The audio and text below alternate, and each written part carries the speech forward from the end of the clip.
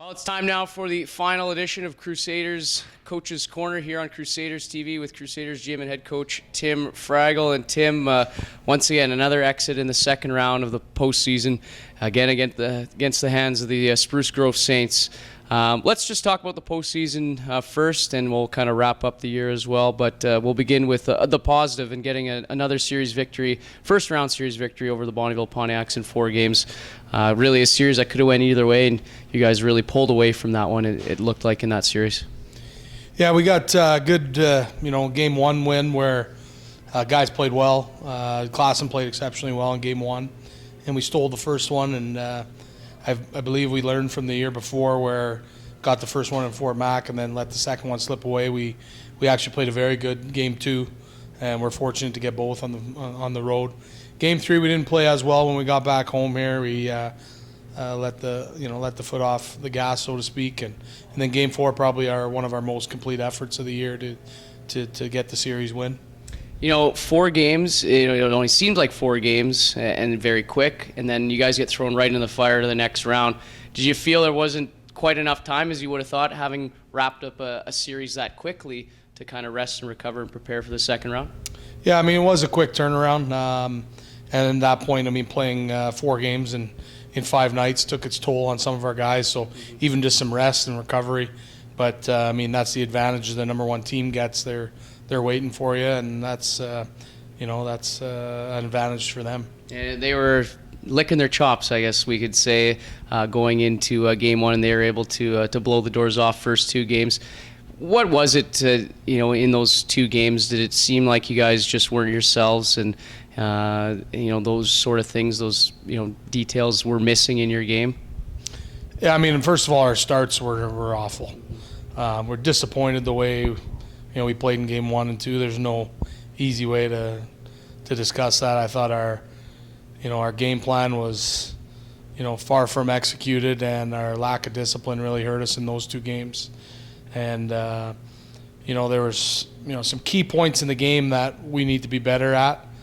Special teams were very good in the first round, not so good in the first 2 games there. Can you put your finger on why it's so tough to win in that building in the playoffs in the Grant Fuhr Arena, and why maybe the starts that you've had the last couple of years in the series against Spruce have been the way they were? Or is it just a case of sometimes that's how it goes when you have a team that good and you go up against? Yeah, it's been the playoffs because we won 2 or 3 there during the regular season, and Zach was in net, Klassen for both of them.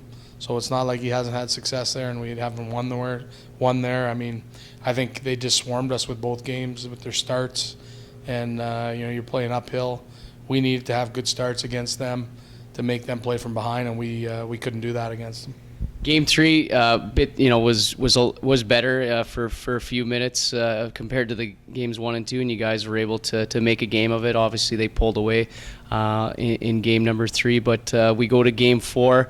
Really, your best effort of the series, come up empty-handed, not scoring. But it seemed like, and I wonder if you think that too, if you guys were able to play game 4 like you did game 1 or game 2, maybe we're still playing hockey right now. Absolutely. At least in game 4, we played our game.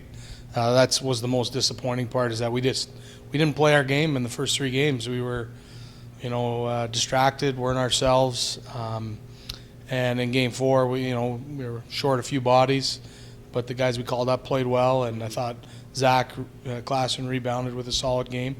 We had a few scoring chances we didn't execute on, and you can think how it might have been different if we had that effort in one of the first 3 games. Out of the playoff games that you played, who did you enjoy watching on your team? Who do you think kind of rose to the occasion a bit? And obviously, the team had their struggles in a 4-game sweep, but it seems some guys were able to elevate their game. In the first series against Bonneville, I thought really we had contributions throughout our lineup. I really did. I thought Klassen played exceptional. And then in the Spruce Grove series, to be honest, there wasn't a whole bunch of positives to draw from. I felt, on the back end, I really felt Ben McLeod played a strong series, a quiet, strong series, which we were proud of the way he played, and then to be honest, really up front we were stymied. We didn't generate a whole bunch, and that was part of our problem. You mentioned in game 4 you had the affiliates in lineup. Glimpse of the future a bit. with the Atwalls and Anderson playing, as well as the little McAndrews kid. Well, not little, but younger brother of Devin. Do you like to see? I mean, do you like the what the future holds for this forward group at least? Yeah, I mean, good experience. They got involved too. We, just on some undue situations where we got short a few forwards. A lot of those affiliates played games for us, so they got into some action towards the end of the year, which was good games. But then when they get into some playoff games, that's good experience for them moving forward. And yeah, you get to see the potential in them moving forward. Regular season, once again, now that you get to really soak it all in and look back, it really was a really good year for this organization in terms of the points and wins, and best year under your belt when you've been at the helm. What do you think you guys need to do to take that next step and even become one of the most dominant teams that this organization has seen? Yeah, I mean, I would agree with you. I think we, with the bitter loss, how disappointing it was. We can't forget that we did do some good things this year in terms of our regular season, and I'm pretty proud of that. But at the same time, it's hard to look past, and I'm still not over the second round loss. But there are some bright spots for sure, out of the season. Yeah, and individually for you, going to the World Junior A Challenge and capturing gold medal, that was a pretty neat thing for you as well. I guess maybe quickly touch on that for those who maybe have forgotten or didn't know. Yeah, I mean, that's something that's special that will never be taken away from that group. And when you win, that's exactly what you have. You have a tight group, and definitely something that me as a coach will reflect on. And I learned from those experiences. I tried to bring that this year to the playoffs, and fortunately didn't go our way. But I was just, anytime you get to represent Canada and then you have success, you're pretty proud of that.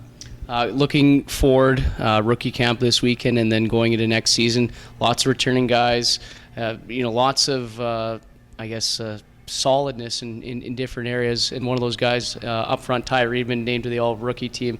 How big is, that in terms of, where his growth can be in this league and really can be kind of the cornerstone of your offensive output or attack going forward?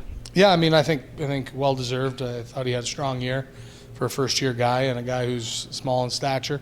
So that being said, we also have a lot of other, returning players that we'll expect to take that step next year, like we have in the past with some of our other players. You look at guys like Ryan Kruper and Cam Brzezinski, Tyler Maltby, Ben Soa, Chris McKay. Those guys have evolved. They've been in our program for 2 or 3 years, and they've improved steadily. So we expect our returning crop next year to take that next step as well. And, I'll ask you about a couple of guys moving on. Yeah, Ryan Cooper off to RIT, a great career with the Crusaders. And Captain Brett McGee, I think probably, felt pretty disappointed, obviously, with the way things went and how he ended his career. But really a great captain for you guys, a heart and soul kind of guy. Yeah, I mean, Brett, it'll be sad to see him go along with Ryan. Those are guys that have been with us for 3 years, and then Cam as well. Those are 3 guys that spend a lot of time here, played a lot of hockey for the Crusaders, and seen them grow as players and as young men.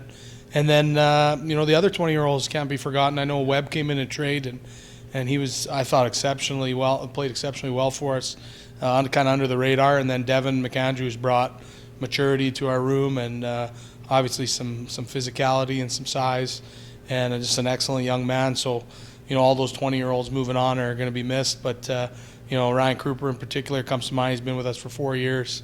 Had a tough one-on-one exit meeting with him today. And definitely I'll be a hard guy for us to replace moving forward. All right, and moving forward, what are things you want to address in the off season to help improve this team? And I mentioned a lot of areas you'll be solid in, but you obviously want to keep growing and taking that next step. Yeah, we want to improve in all areas. I mean, you lose some key pieces up front on the back end, and in net, I know we have on the books both guys able to come back. We're going to have to sort out from our group, but we, like we were this year, coming into this year, we weren't satisfied, and I thought that kind of reflected our offense or our regular season output. I think that was one of the reasons we took a step in the regular season. Now we have to have that same mindset, but get the results in the playoffs. And the road to next year already begins this weekend as rookie camp goes here at the Sherwood Park Arena. Tim, thanks a lot. It was a great season. Regular season, obviously not the exit that we wanted with the Crusaders, but the best thing is you get right back to the drawing board and hopefully get back at it. Thanks a lot for joining us for these segments this year. Thank you.